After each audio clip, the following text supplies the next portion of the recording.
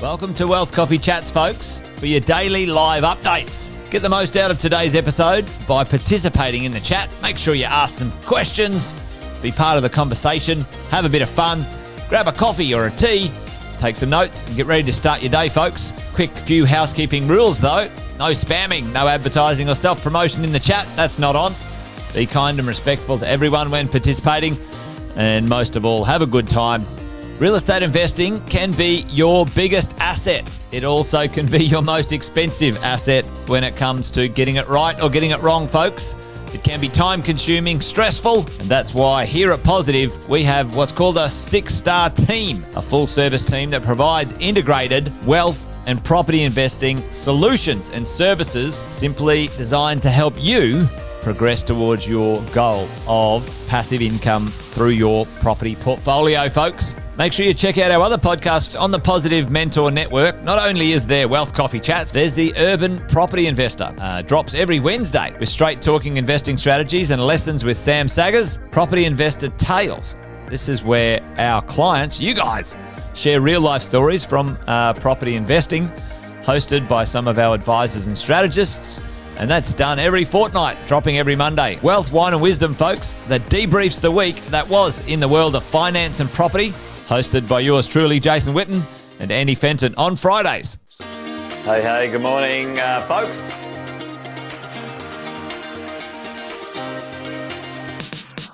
Good morning, everybody. Welcome to another Wealth Coffee Chat. Hope you're well, folks, wherever you are. There it is, team. Morning. Morning, wherever you're tuning in from today. Early bird gets the worm, they say. Here at Positive, we offer a 6-star team. It's a team that help you at every stage of your wealth creation journey.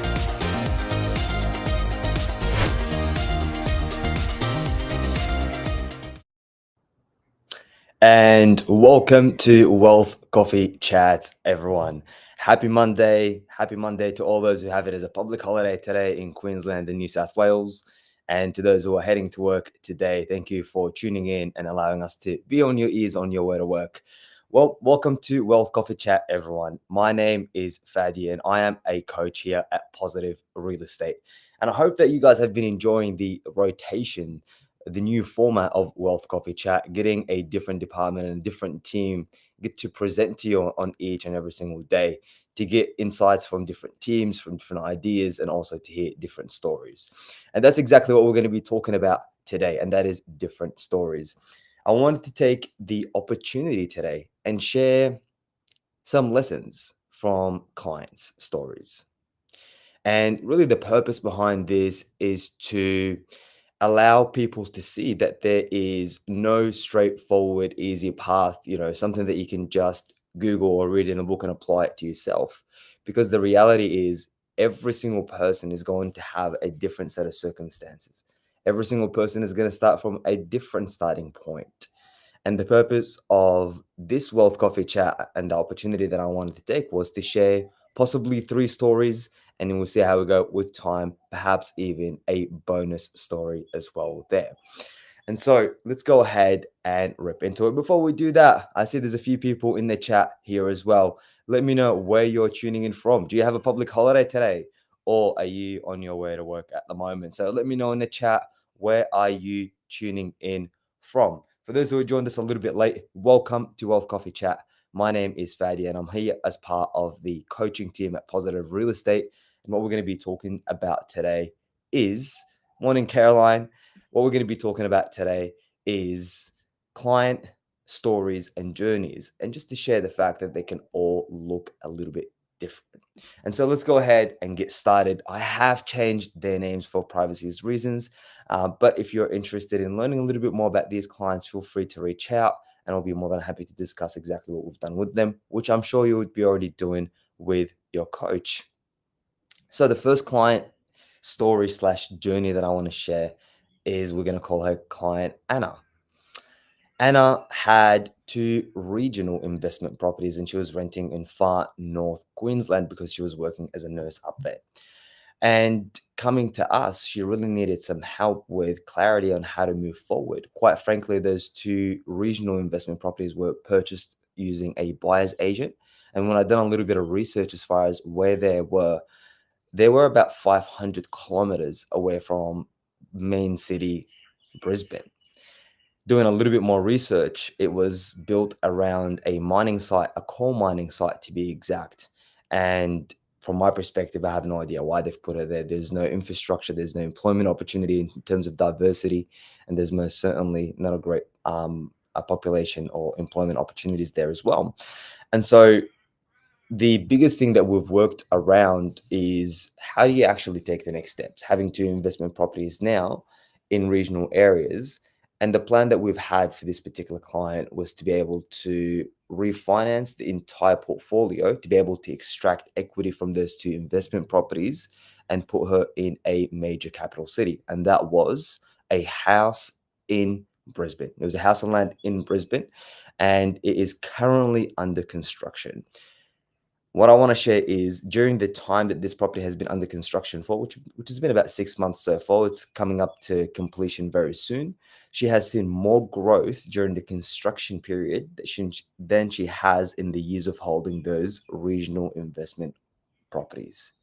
And that is the power of being in the right location with the right property type. So that's the first story that I wanted to share.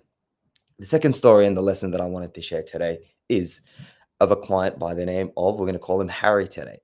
Harry has two investment properties, both in Victoria, and he also has an owner-occupier. He also works as an electrician full-time and wanted to purchase his third investment property, but did not know how.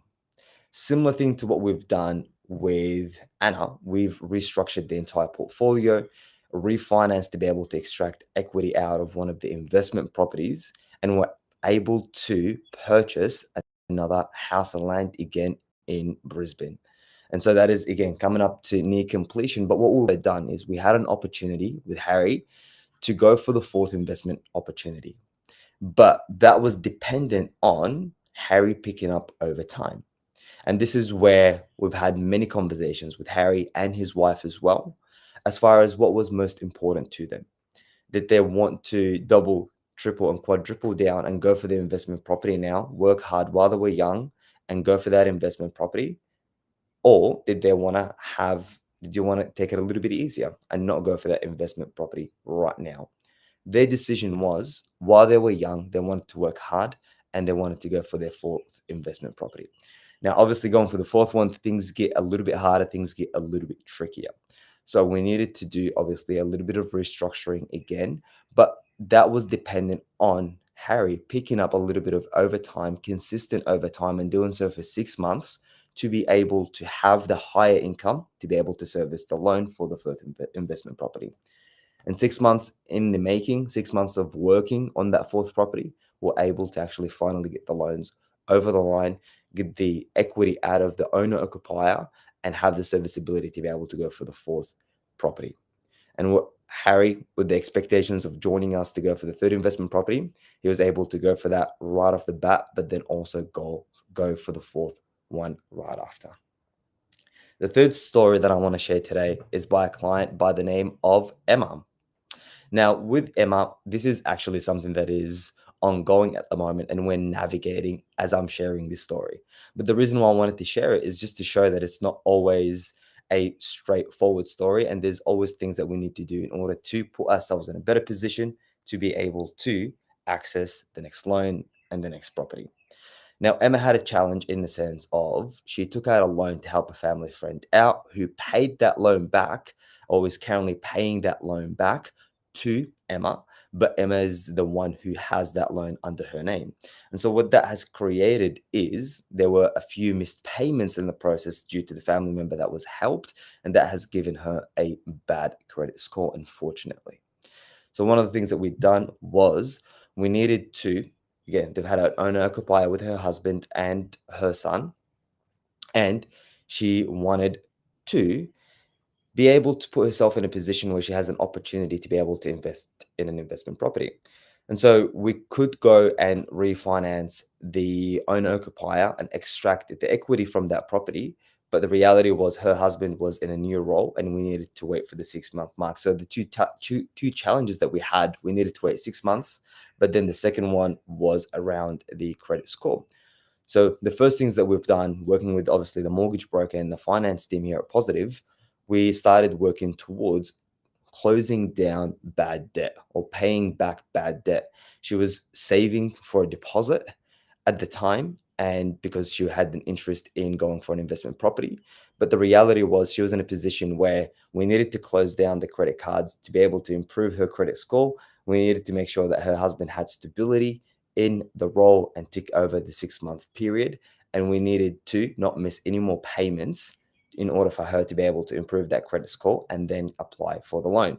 So the savings that were going towards savings for a deposit now completely changed, and now is going from savings for a deposit to saving towards paying down bad debt, if I can get the words straight here today.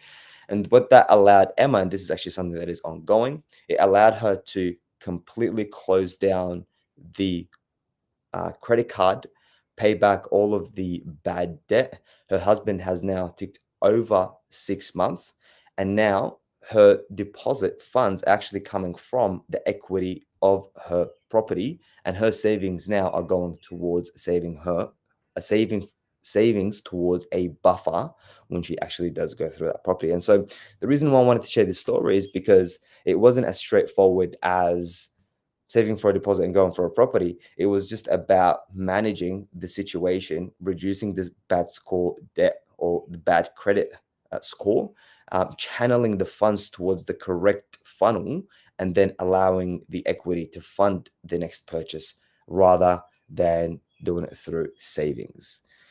And so that is the third story. And I feel like we do have a little bit more time to squeeze one more in there as well. This is the bonus story that I wanted to share there, which is a story that I truly love because it is all about coaching and guidance and supporting people along their journey.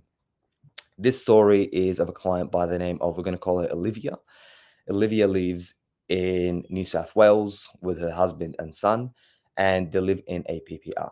Now, the biggest challenge with Olivia was savings were low and the savings rate was also low, meaning that how much they were able to save per month was not going to put them on a path in order for them to be able to purchase their first investment property. And so working with Olivia, her husband, were able to get them to commit to working their jobs. Obviously, they were working both part-time at 0.8 FTE. We got them to change that and work at 1.0 FTE, which gave them the maximum servicing that they can actually go for. And from there, they had a little bit of surplus cash. But what we're able to do was we refinanced their own occupier and we extracted the equity for their property purchase. But also, knowing that they have a lower savings rate, we've helped them with a little bit of a buffer between how much they needed to settle the new investment property and how much they needed in order to have their investment buffer. And so from there, the extra from 0.8 to 1.0, that created what we call their personal buffer, right? And the extra that we've extracted from the property, that created their property buffer. And now, having gone from, I have no idea how we're going to purchase our investment property, if we're ever going to be able to, because we just don't have the funds nor the deposit rate in order for us to be able to do so, to now working at 1.0, saving a little bit more towards their personal buffer, have a deposit, which they have actually gone for and bought a property in New South Wales with a property buffer that is going to get them over the first 2 years, considering the savings rate. And so the reason why I wanted to share these stories is really to highlight the different narratives and the different scenarios that every single person goes through. It is no two stories that are exactly identical. Life circumstances, different situations, different scenarios.